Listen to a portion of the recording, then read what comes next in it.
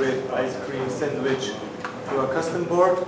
My name is Matthias Brugger. I work in ELCE here in Barcelona, and normally I work more in the kernel level area, but recently I ported Android to one of our boards, and in this presentation I want to explain why it was a little war story for me and what problems I run in and what I learned from that. Hopefully you will find some of these aspects useful if you one day have to port Android. So first of all, a small outline about my presentation. I want to give a brief introduction why I think it's interesting to use Android in embedded systems. I will talk about some general points, I think, why it is a war story to port Android. I will show you our custom board just in 2 slides really fast. Then I will introduce to the Android building system. Actually, I will talk about some folders which are important in the rest of the presentation. And in the end, well, the basic part of the presentation, the lessons learned. So I will explain what I learned, how I did it. Some of my approaches are trivial, others are maybe a bit more sophisticated. Whenever possible, I try to explain the insights of Android, how the system is working. So when you run in a problem of a subsystem, then maybe you can use my presentation to minimize where the error comes from. Okay, Android beyond smartphones. So why I think Android is a good candidate to use in embedded systems? Well, first of all, because implementing applications is quite easy. You do that in Java, you have a specified API, you have an SDK integrated into the Android build framework, and you have the virtual machine where the Java is executing in, so that's for security reason favorable. Also, you can't mess around with pointers. One of the important points of embedded systems is the human-machine interface. You have to think about that. An embedded system most of the time will be used by a guy who is not a computer scientist or even not an engineer. So it must be easy to understand how to use the system. So in the case of Android, the human-machine interface is well defined, and we all have our Android phones in the pocket, so it's tested in the wild and accepted. And last point is the reliability of the system. So the core services of Android are automatically restarted when they exit or when they stop, which makes Android a stable system. So as conclusion, I would say it's a good idea to use it for human-machine interface-centered embedded systems. The negative points of Android is the integration of native applications. I will talk about that in a few slides. And porting a new board can be a war story. Well, that's my presentation actually. Okay, why is it a war story? Some general thoughts. First of all, when I started to port Android, I found that there was little documentation available.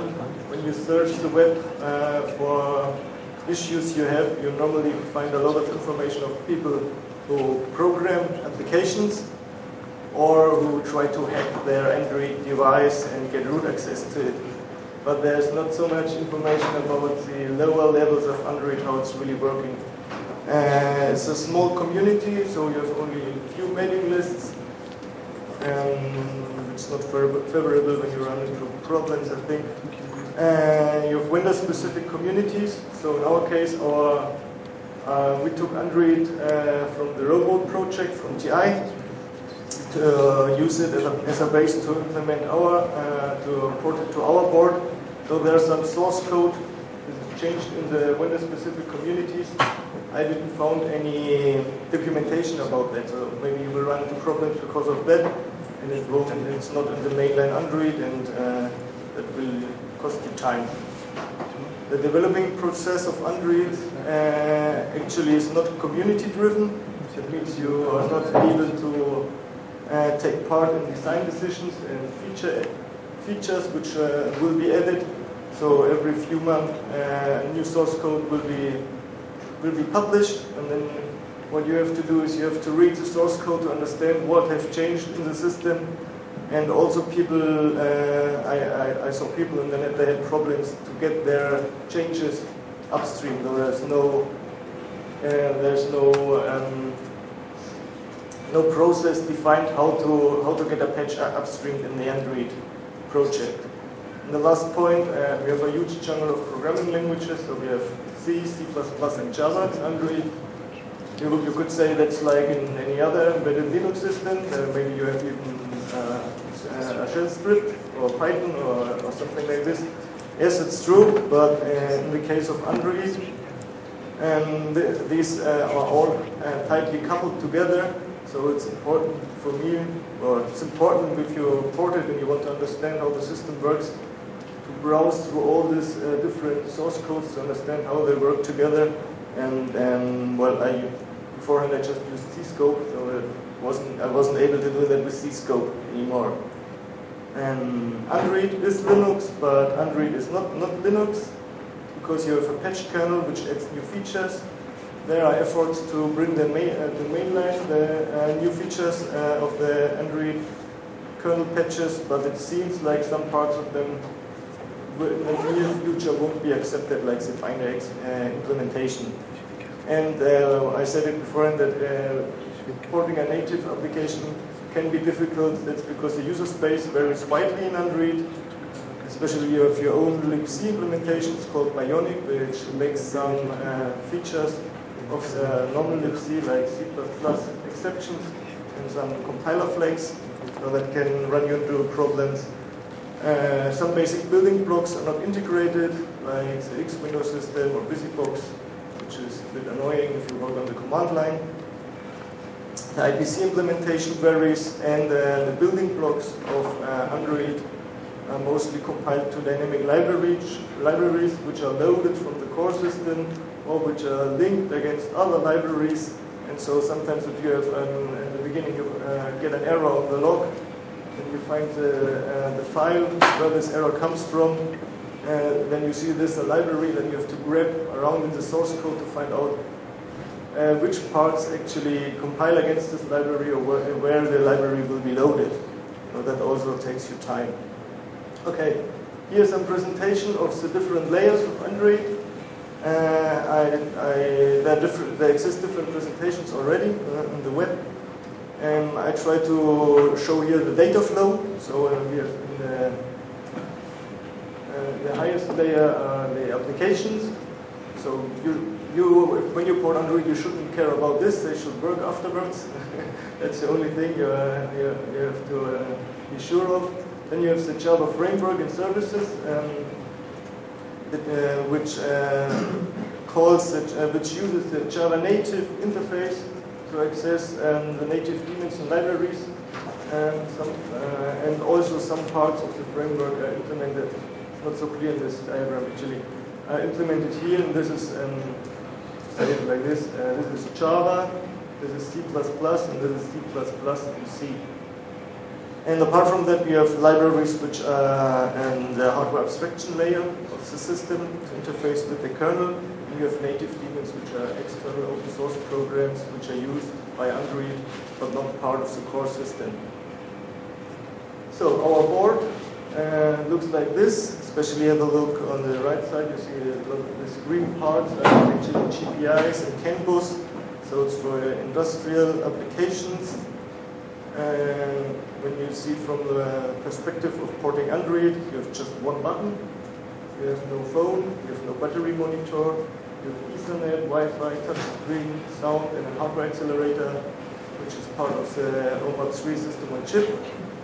The Ethernet actually is implemented in the robot project, so that came free for us.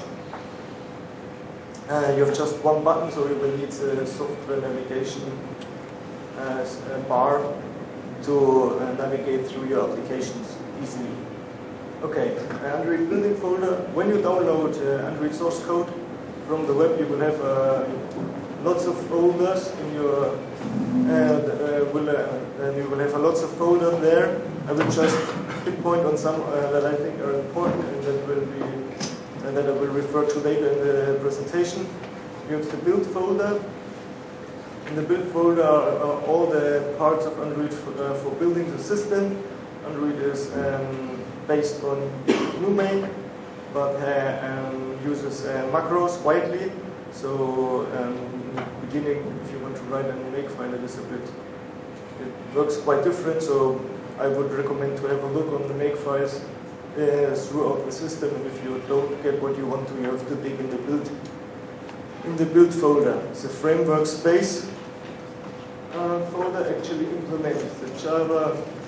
You can do that, yeah. Java frameworks and services, the Java native interface, and parts down here of the mostly the media part of the Android framework.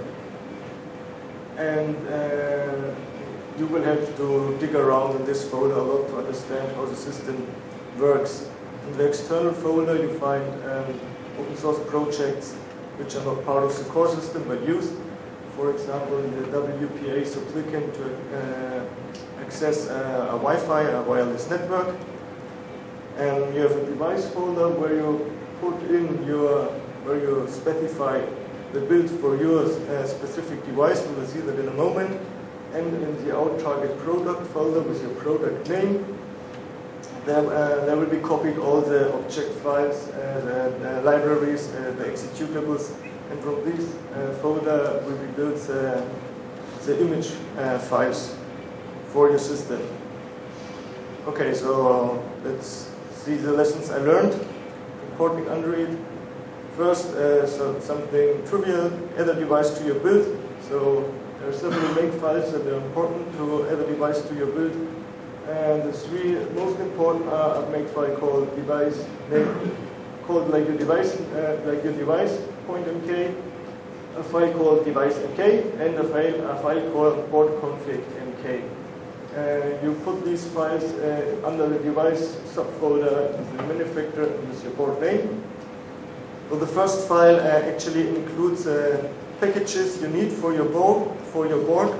And it's normally an include from a default product. So in our case, it could be generic no telephony, for example, because we don't have telephone capabilities. And the default products can be found in this folder. And the device makefile defines the files you copy to the root file system, and where you find the overlay. The overlay is an XML file, which where you can configure some parts of the system. For example, the software navigation bar will be configured in the overlay.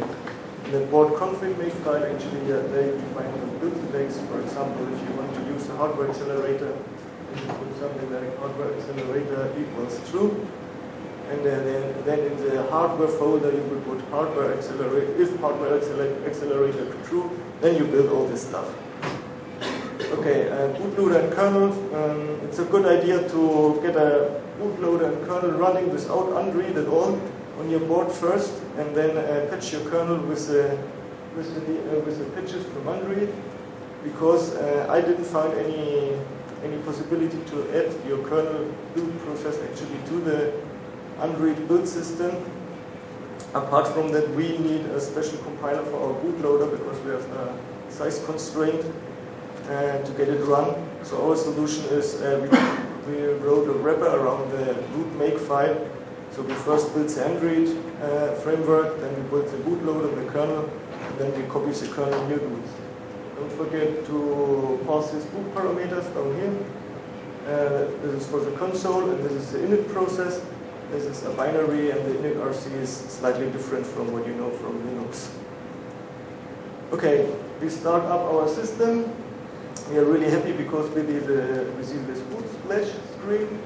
That's because we in our kernel already the frame buffer 0 is used to output on the touch screen, so we didn't have to care about that. But it seems as if the screen is hanging, so we don't get to the login screen and something happens. So we take the serial console and with locate have a look on the logs of Android, and what we see is a lot of output. Here's some important parts of it. So first of all, you see the battery service cannot access sys-class power supply, and then later system server invokes creates another battery service, and then one battery service tries to access native update, and which is not implemented, and then there's a fatal exception, and then the service manager, all the services are dying, and then it starts over again. And we don't get and the system is not booting up correctly. So let's have a look under the hood what's happening. When the Java native interface is loaded, there in every service there's a Java native interface onload function which actually registers, in this case the update native function, to the update of the Java class. Then afterwards the system server creates a battery service, and in the constructor of the battery service is the update function called, which invokes the update native, and which reads on the system class power supply class sys files. What happens actually is that the GNI onload, when starting, first of all tries to access this folder. And the first line, you remember, it says folder not found or not accessible. Well, then the GNI onload returns an error, but this error is ignored by the system. So afterwards, the system server creates a battery service, and the battery service tries to execute update, which is not registered, and the system, and that's why the system is not working correctly. So the solution is quite simple. We didn't have a working battery monitor in our system, so that's why we didn't have the power supply class in our kernel compiled. If we have this, then the battery, then the system starts up, and we have and the system shows a warning in the status bar that the battery is empty. If we add the test power driver, then the battery will show with 50% charged, 50% power and charging. You will have to decide what you want to do, because that can influence the power manager. Apart from that, you can disable the power manager as well as the init process. Okay, button integration. Button integration is implemented in framework-based services input. What it actually does, it looks in the dev input folder, which is the input subsystem of the kernel, and identifies touchscreen, joysticks, mice, keyboards automatically, and afterwards calls in a loop with equal on all these devices to wait for an event. So when you press a button, then there are two important files: the key layout file and the key character map file. The key layout file actually takes the key code from the kernel, which is a numeric number, and changes it to an internal key event representation. And the key character map file then describes what action should be done when this internal event occurs. So we can see that down here, for example, our button returns key escape, is defined and include Linux input point H, this is the key code. So it has the numeric value 1.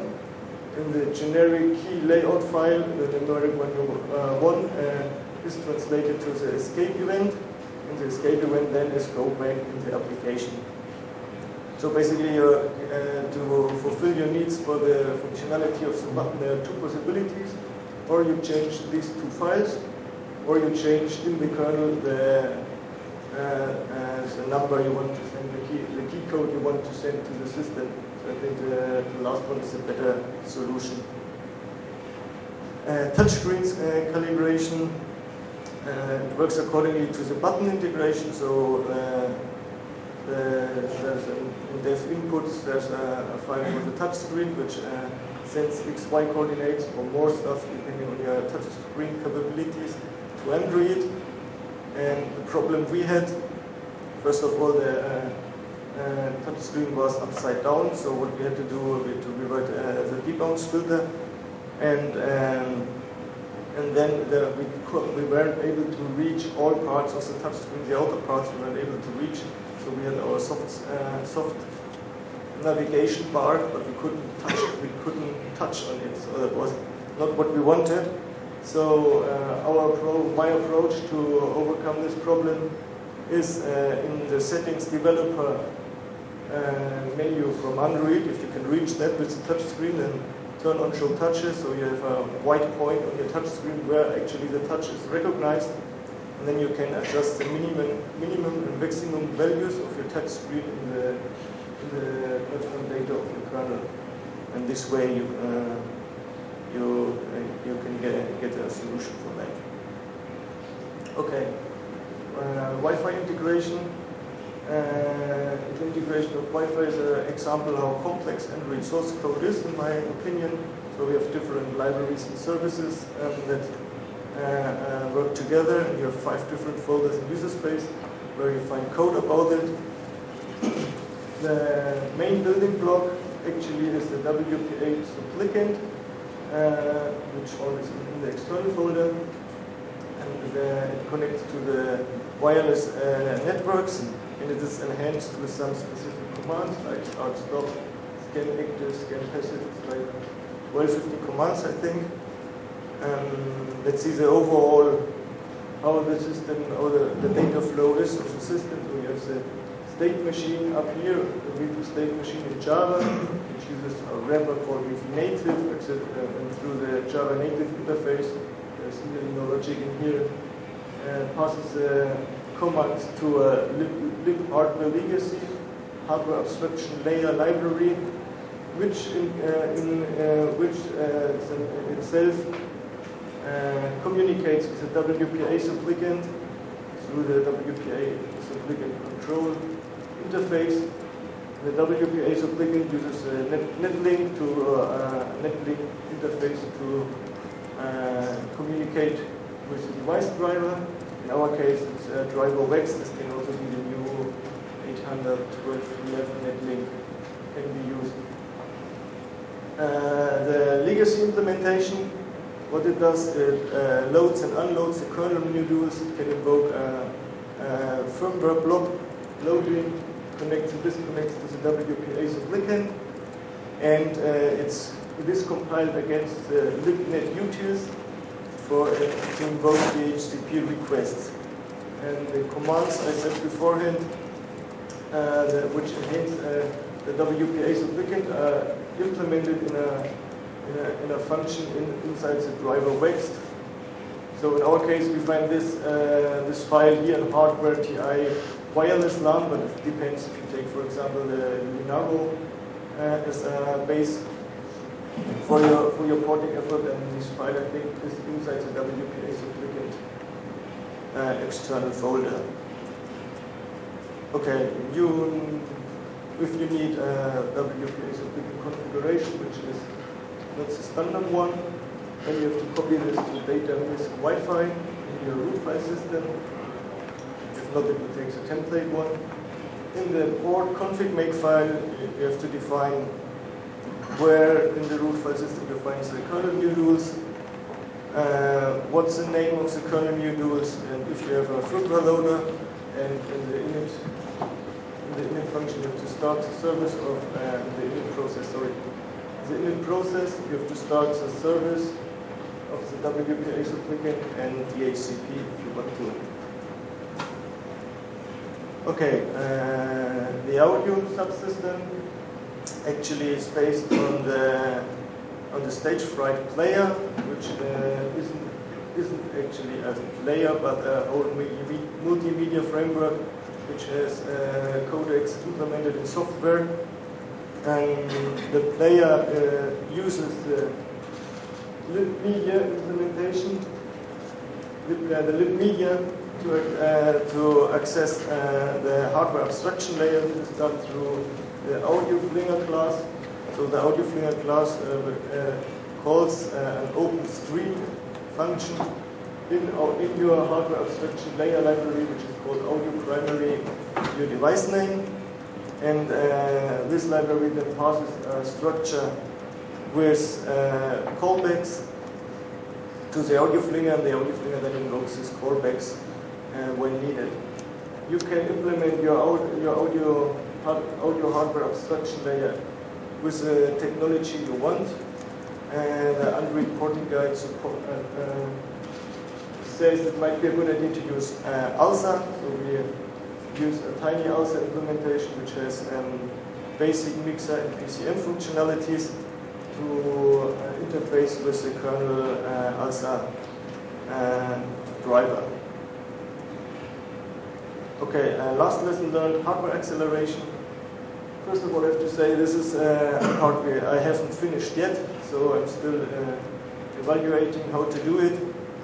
There are mainly two possibilities to implement the hardware acceleration in your Android system. One is to integrate an already existing multimedia framework which supports your hardware accelerator, and the other one is to integrate it in the Stagefright player, in the multimedia framework of Stagefright. So if you take an external multimedia framework, the positive part is that you have the bindings for your hardware accelerator already exist, and you might have even more codecs in Stagefright. So in my case, when I evaluated the video capability of our Android, in the beginning I took a video which was not supported by Stagefright. It took me some time to realize that it's not the video system is not working, but the video is not supported by Stagefright. On the other hand, maintenance might be costly because you have to write a wrapper to integrate the multimedia framework in Android. So if you remember, the source code will just be published. You can't take part in the design decisions. So when you want to migrate this to a new version of Android, then you might run into trouble and have to read again the source code to understand what has changed. If you integrate the system, if you integrate your hardware accelerator directly in the multimedia framework of Stagefright, then that should be easy to maintain because internally it uses OpenMux standard to communicate. So hopefully that won't change. But might be you have to create the bindings for your hardware accelerator. In our case, we want to use a DSP link as a program or binding for the hardware accelerator of TI, and it's only supported until kernel version 2637. So if you want to use a new kernel version, in this case, for example, then you have to recreate the bindings, and that can be painful. Okay, here you see the lib media player service. This is a library you have to have a look in when you want to integrate an existing multimedia player framework into Android.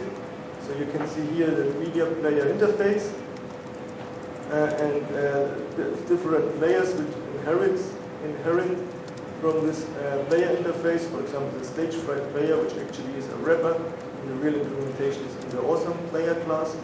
So you should create a new player which inherits this interface, implements the interface. You have to register your new player in the system and create an instance of it. And also you have to implement a metadata retriever. For the wrapper, to access the buffers, to transfer the data from the hardware accelerator to the buffers used internally by Android, pass into the hardware output, audio output or video output. As far as I have understand, for the audio sync, you use the audio track, and for the video sync, you should use the show phrase. So especially in the show phrase thing, I had a look in here. It was just for completeness. And one day you want to have a look at the show phrase thing, and you can maybe find it useful to have this URL already. So this is the class you have to use. Okay, if you want to integrate your hardware accelerator into the Stagefright and multimedia framework, then have a look at lib Stagefright, which is a framework-based media. I think you can see here the media player throughout the binder IPC communicates with different codecs. So we have codecs implemented in software, and they are actually implemented down here, and were loaded by the SoftOMX plugin. And if you want to integrate your hardware accelerator, then you have to create a library called lib stage write hardware, which inherits the OMX plugin base class and will dynamically loaded by the OMX master. So that's all. Thank you very much for your attention. Hopefully you had some interesting hints on what trouble you can get.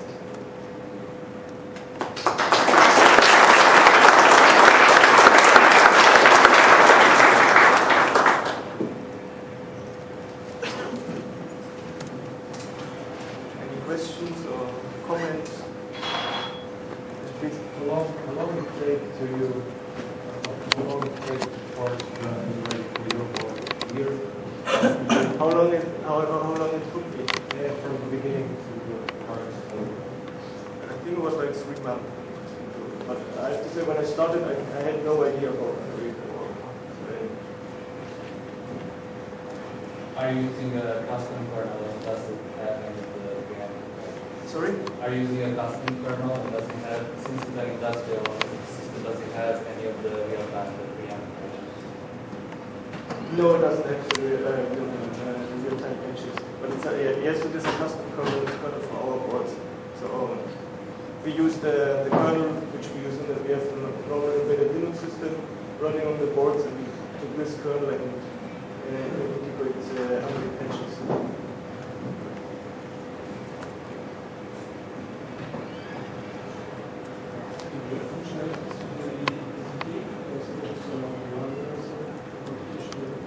No, we didn't do that.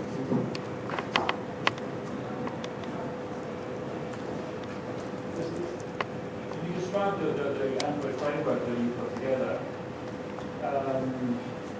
In addition to that, you're going to have to add in your own application. Are you going to write that entirely in Java, or in C, or a combination of Java and C? Well, I haven't done that. I just wrote about this. You have to write parts. You have to write the Java part, and then depending which interface, which peripherals you want to interface, then you might need to enhance the Android framework in C++. Put in the pass down. To pass down the information. So the idea would be, that you have a device. You want a Java application to use it, or you have to add something to the Java framework and to the Java native system, and then interface it down there. This is the having to existing Java installations using busy models as a namespace separation. Is it reasonable to try and run non-delisting applications of daemons without using interface and services to what's happening? That's a good question. I think it depends on you. I haven't done it actually. So You can do that. I have done that. yes, you can do that.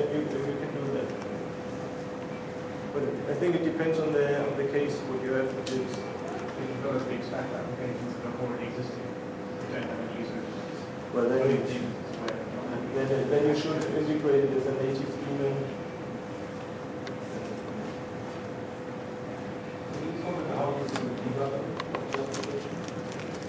Of the application, well, you have the logcat command, which gives you output to the Android logs. So there's a library called liblog. If you have a program,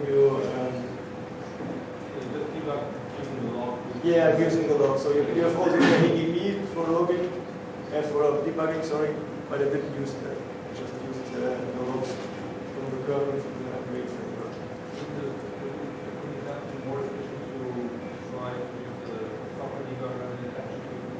Yeah, maybe.